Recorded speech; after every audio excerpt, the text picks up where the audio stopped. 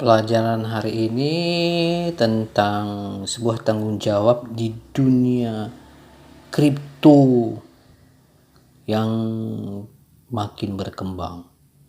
Judulnya adalah bisnis di dunia terdesentralisasi, bebas tapi penuh tanggung jawab.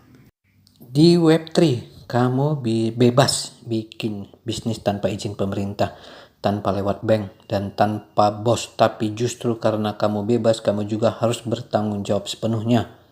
Inilah dunia terdesentralisasi, bebas dari perantara, tapi tidak bebas dari konsekuensi.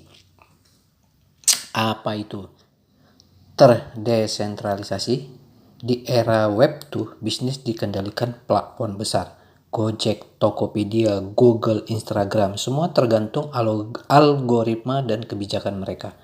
Tapi di Web3, kamu bisa jual produk lewat wallet dan smart contract. Dapat pemasukan dari komunitas, bukan investor. Bangun organisasi lewat DAO.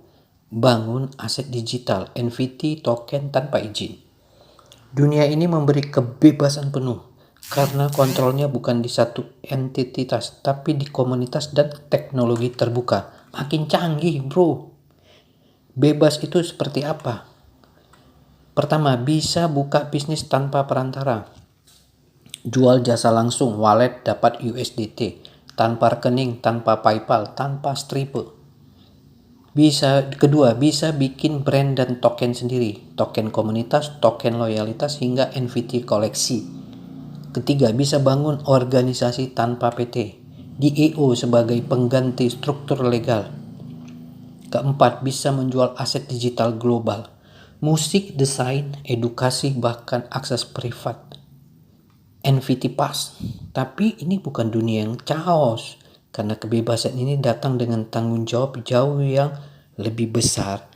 Seperti pepatah di Indonesia kan sering mengatakan bebas tapi sopan. Seperti itulah ini teman-teman ya. Oke bro, kita lanjut. Tanggung jawab seperti apa bro? Pertama, kamu bertanggung jawab atas dana komunitas. Tidak ada bank, semua dana di wallet komunitas. Harus transparan, bisa diaudit. Kedua, kamu bertanggung jawab atas keamanan data. Kamu smart contract error, uang bisa hilang. Kalau salah kirim wallet, dana tidak bisa dikembalikan.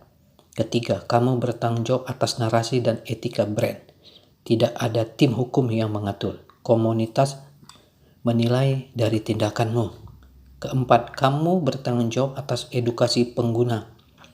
Di Web3 banyak asar baru. Bisnis kamu perlu membantu asar memahami resikonya. 5. Kamu bertanggung jawab atas komunitas.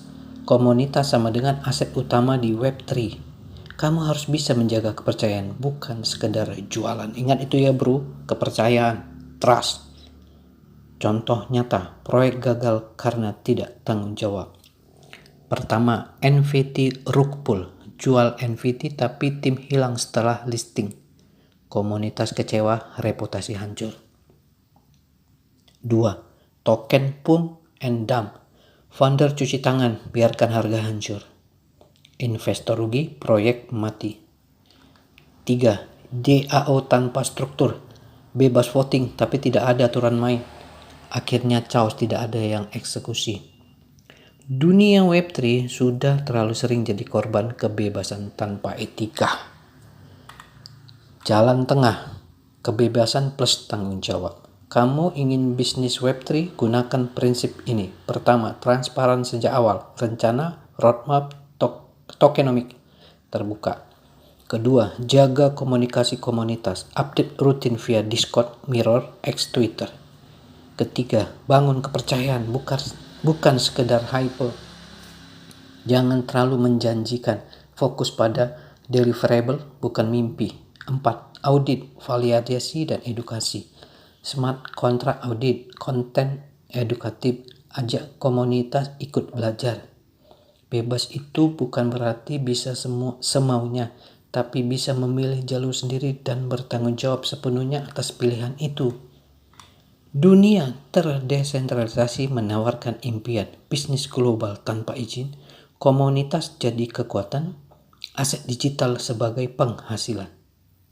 Tapi kamu harus mengingat, di Web3 tidak ada bos, tapi juga tidak ada yang akan menanggung salahmu. Kalau kamu gagal membangun kepercayaan, maka proyekmu akan tenggelam. Bukan karena pesaing, tapi karena ditinggal komunitas, dan itu salahmu sendiri. Oke bro. Seperti biasa bro, di akhir acara kami tutup dengan sebuah pantun. Buka bisnis di Web3, jangan hanya karena tren. Bebas memang, tapi hati-hati jangan sembrono. Bertanggung jawablah sejak ide dikabarkan. Karena Web3 itu bukan mainan, tapi masa depan yang serius bro. Ahoy.